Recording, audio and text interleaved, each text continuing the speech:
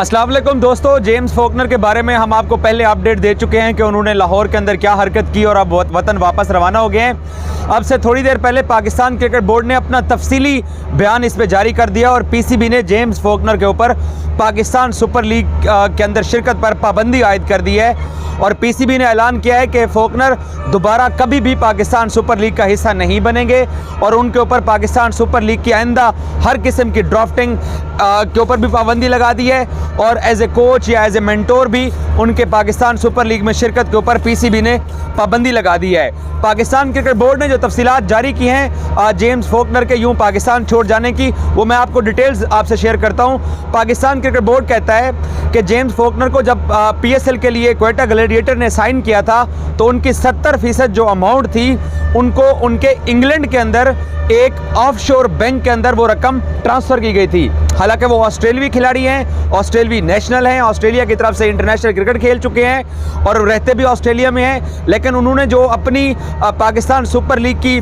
Fees का 70% हिस्सा था वो इंग्लैंड अपने ऑफशोर बैंक अकाउंट के अंदर ट्रांसफ़र किया था और पीसीबी ने मेंशन भी किया है कि उनके एजेंट ने पाकिस्तान क्रिकेट बोर्ड को जो तफसीलात दी थी वो इंग्लैंड में ऑफशोर बैंक अकाउंट्स की थी, तो वहाँ उनको 70% रकम पीसीबी ने भिजवा दी थी।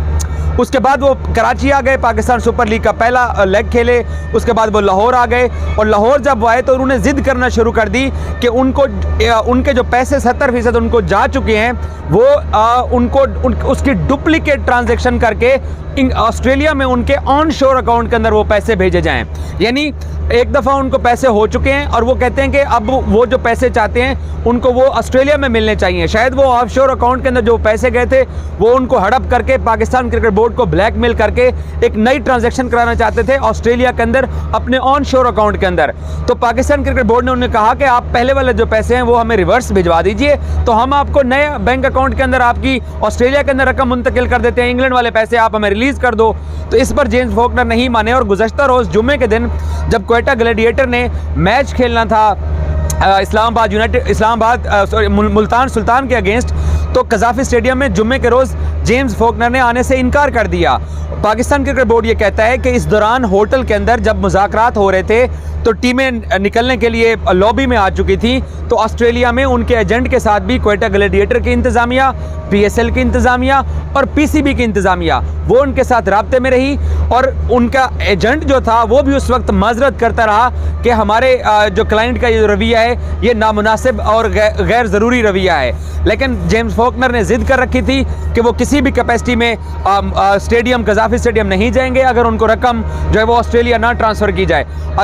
एंड पे यही हुआ क्योंकि पीसीबी एक तो ट्रांजैक्शन कर चुका था, सो पेमेंट ना दोबारा पाकिस्तान क्रिकेट बोर्ड की तरफ से ट्रांसफ़र करने की पादाश में उन्होंने कल टीम के साथ होटल से स्टेडियम का दौरा ही नहीं किया और वो कल क्वेटा की नुमाइंदगी करने के लिए मैदान में नहीं आए और 245 रन क्वेटा ने खा लिए। हालांकि उन्होंने एक बंदे को इतने महंगे पैसों से ख़रीद रखा था लेकिन वो ज़िद कर रहे थे। सो ये बात जुम्मे के दिन की है। आज सैटरडे के हवाले से पाकिस्तान क्रिकेट बोर्ड ने अब ऑफिशियल स्टेटमेंट जारी कर दिया है कि सैटरडे को इन्होंने तकरीबन सुबह 4:30-5 बजे अपने होटल के कमरे के अंदर शोर डालना शुरू कर दिया और कमरे के अंदर चीज़ों को जब दीवार पे मारा तो साथ साथ क्योंकि बायोसिक्योर बबल की वजह से तमाम प्लेयर्स का एक ही फ्लोर होता है तो साथ वाले प्लेयर्स भी जाग गए, क्वेटा की टीम इंतज़ामिया के लोग भी जाग गए, होटल इंतज़ामिया भी पहुंच गई,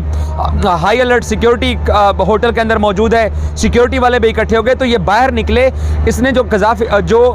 पीसी होटल की जो लॉबी के अंदर जो फानूस लगा हुआ था जिसको लाइटिंग कहते हैं, इसने वहाँ पर अपना हेलमेट मारा और बल्ला मारा, शीशे तोड़े, लाइटें तोड़ी और अच्छा खासा इसने तमाशा वहाँ पर किया और तमाशा करने के बाद इसको रोकने की कोशिश की गई जिससे ये नहीं रुका।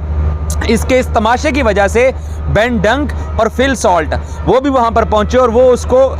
कूल और काम करने की कोशिश करते रहे कि आप अब वापस जा रहे हो तो ये तमाशा ना करो। तो जब ये अपना पासपोर्ट लेने के लिए होटल के काउंटर पर पहुँचा तो वहाँ पर इसने वो जुर्माना अदा किया जो इसने होटल की अमलाक को, प्रॉपर्टी को नुकसान पहुँचाया था। इसने वो जुर्माना भी वहाँ पर पीसीबी बताता है कि इसने वो पैसे अदा किए। उसके बाद इसको सख्त सिक्योरिटी के अंदर एयरपोर्ट ले जाया गया और पीसीबी ये दावा करता है कि एयरपोर्ट की तरफ से और इमिग्रेशन इंतज़ामिया की तरफ से ये भी तफसीलात मिली हैं कि इसने वहाँ पर भी ना सिर्फ गालम गलोच की, बदतमीज़ी की, और ये नशे में भी था और इसने बहुत ज़्यादा ड्रंक हालत में था, तो इसी वजह से इसने फिर इमिग्रेशन के साथ भी बदतमीज़ी की। और इसको खैर क्योंकि पाकिस्तान के अंदर सुपर लीग हो रही है, गेस्ट हैं पाकिस्तान के, तो फिर इसको जहाज़ के अंदर बिठा दिया गया और अब ये पाकिस्तान की फ़िज़ाई हदूद से भी सफ़र कर चुके हैं। सो पाकिस्तान क्रिकेट बोर्ड ने अब एक बड़ा और बोल्ड स्टेप लिया है कि जेम्स फोकनर के ऊपर पाबंदी आयद कर दिया कि वो दोबारा पाकिस्तान सुपर लीग का हिस्सा नहीं बनेगा। हालांकि इसने जब आज एयरपोर्ट पे पहुंच के लॉन्च में बैठ के जो ट्वीट किया,